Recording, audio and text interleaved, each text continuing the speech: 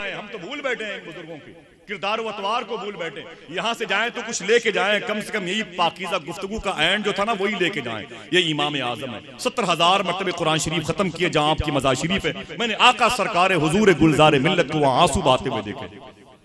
100 मरतबे हुजूर को इमाम आजम ने आकाए करीम के रब कदीर को ख्वाब में देखा।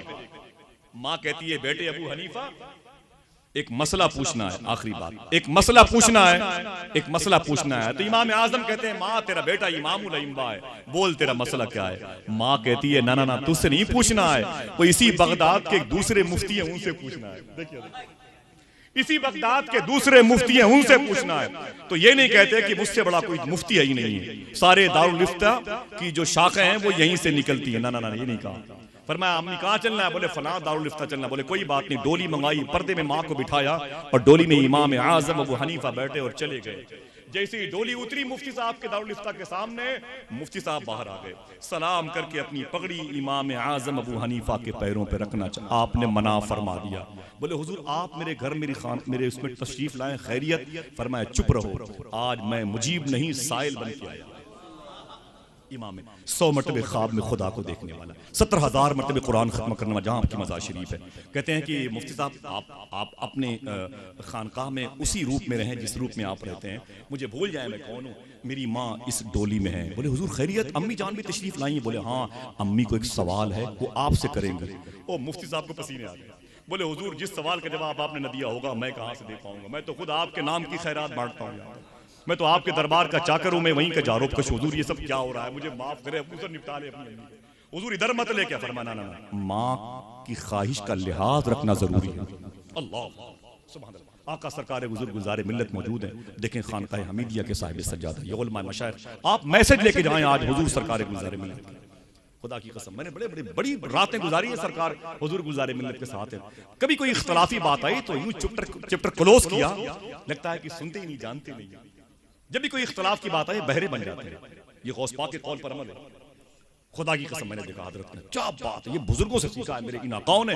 आइए हम भी सीखें इन आकाओं से, ठीक है। लेकिन आए इमाम आजम कहते हैं आप बैठे, मैं अपनी माँ को लेके आता हूँ। बोले हुजूर बड़ा मुश्किल सवाल आपने हल नहीं किया। बोले नहीं मुझे तो मेरी माँ ने बताया नहीं है।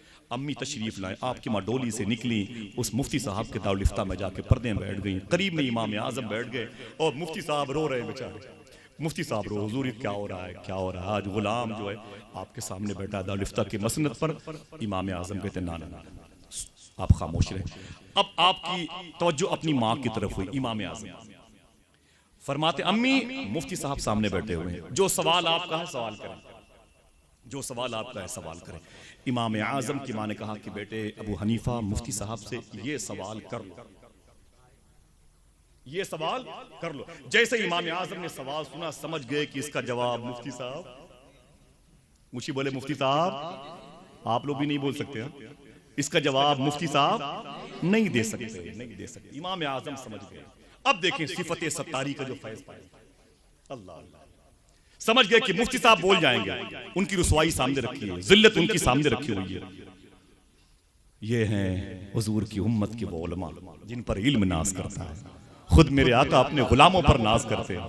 अल्लाह अल्लाह कैसे कैसे गौहरे आबदार पाएंगे। आपने थोड़ी सी देर में जो गुफ्तगू समाप्त की है, कई जलसों में ना जाने के लिए कहा। अल्हम्दुलिल्लाह सुभान अल्लाह, दिल से बोले सुभान अल्लाह।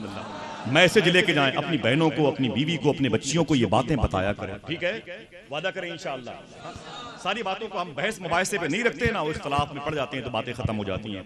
इमाम आजम समझ गए कि ये सवाल बड़ा मुश्किल मेरी माँ ने चुना है, मेरे पास जवाब है लेकिन मेरे सामने जो मुफ्ती साहब बैठे हैं उनके पास जवाब नहीं है, पढ़े लिखे लोग।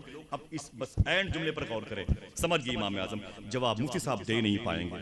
तो इमाम आजम ने मालूम है क्या तरीके मुबारक का इस्तेमाल किया।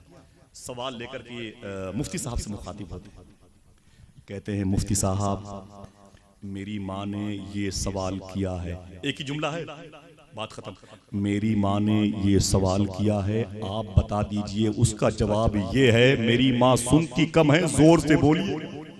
हाय हाय हाय हाय, समझ गए क्या फरमाया।